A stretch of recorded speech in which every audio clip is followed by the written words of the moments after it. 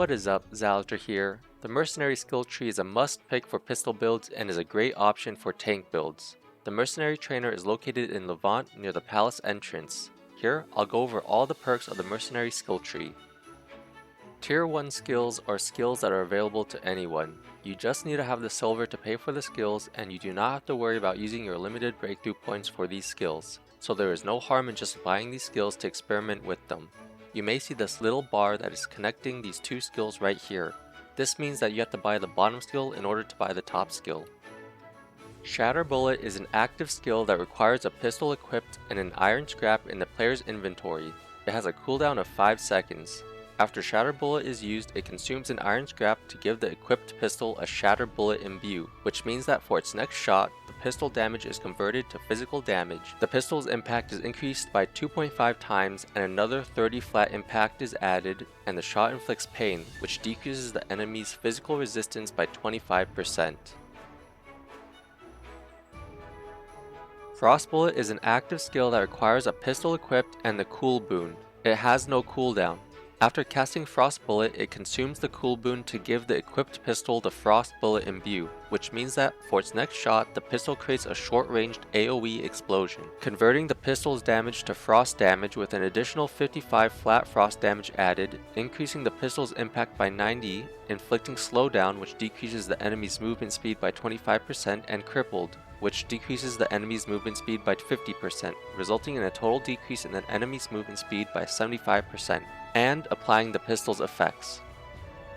Fast Maintenance is a passive skill that increases the amount you repair while resting by 50%.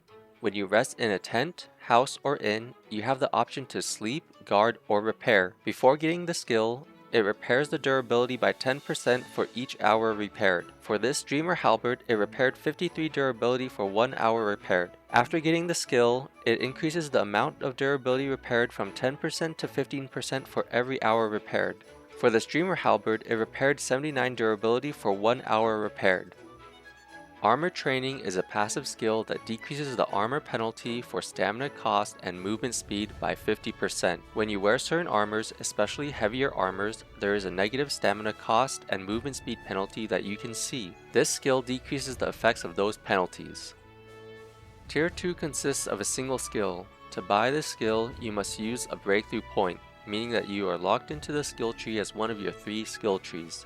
It's a good idea to have at least a general idea of what build you are trying to go for before you use your breakthrough points, as you cannot get them back after you use them. Swiftfoot is a passive skill that increases movement speed by 10%. This helps you move around the map faster.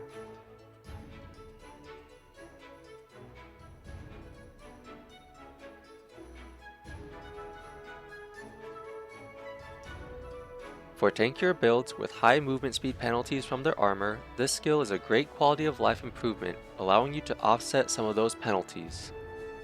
Tier 3 skills are locked behind the Tier 2 skill, meaning that to unlock the Tier 3 skill in the skill tree, you have to use a breakthrough point to unlock the Tier 2 skill of the same skill tree. Again, it is generally a good idea to have an idea of what build you want to go for before you choose Tier 2 and Tier 3 skills. Some Tier 3 skills are sitting right next to each other.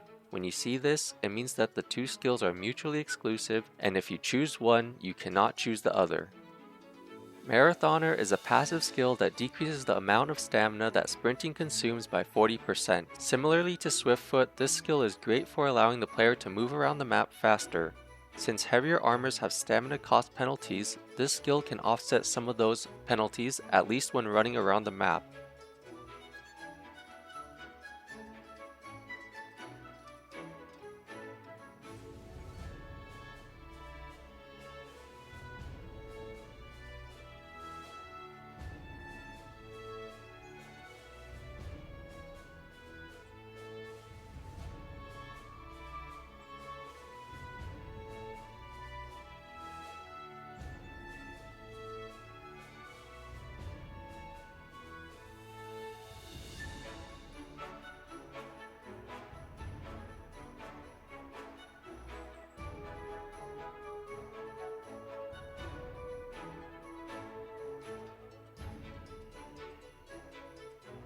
When fighting against some enemies, running away from the attacks instead of dodge rolling is a valid strategy, and this skill can help conserve stamina in those situations.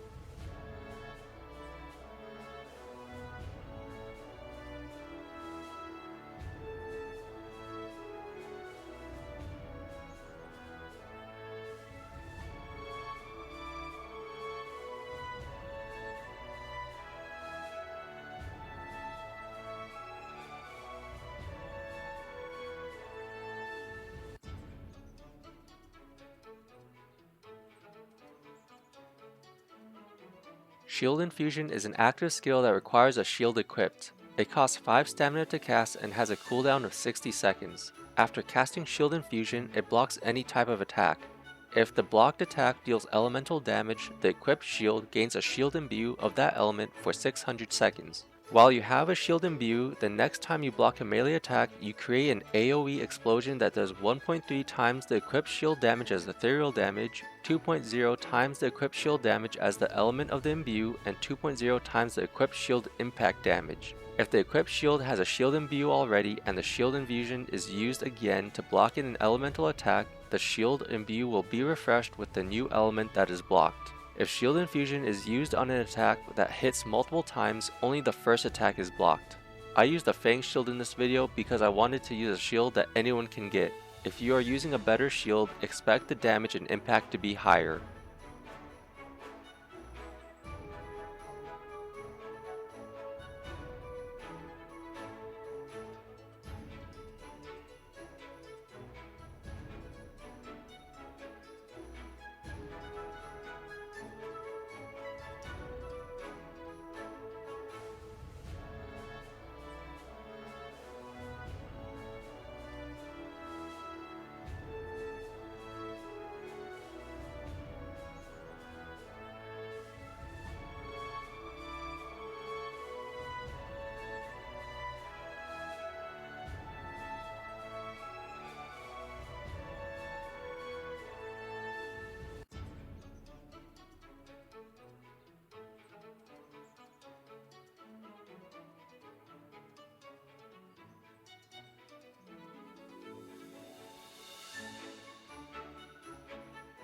Blood Bullet is an active skill that requires an equipped pistol and the possessed boon.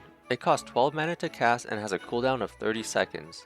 After casting Blood Bullet, it fires an instant, long-range shot that deals 40 decay damage and applies the pistol's effects. If this shot hits a target, it heals the player for 40 health and gives the equipped pistol the Blood Bullet imbue for its next shot, converting the pistol's damage to decay damage and multiplying the damage by 0.8 times.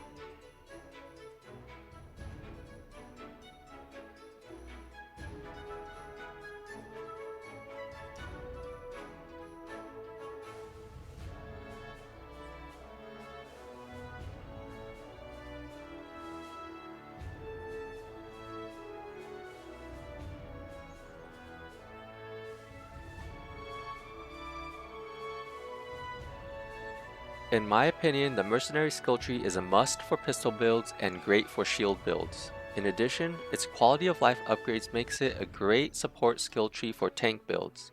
I hope you found this video informative. If you are thinking about making different builds in Outward, click on the info card for a build calculator that you might find helpful. Otherwise, I'll see you later.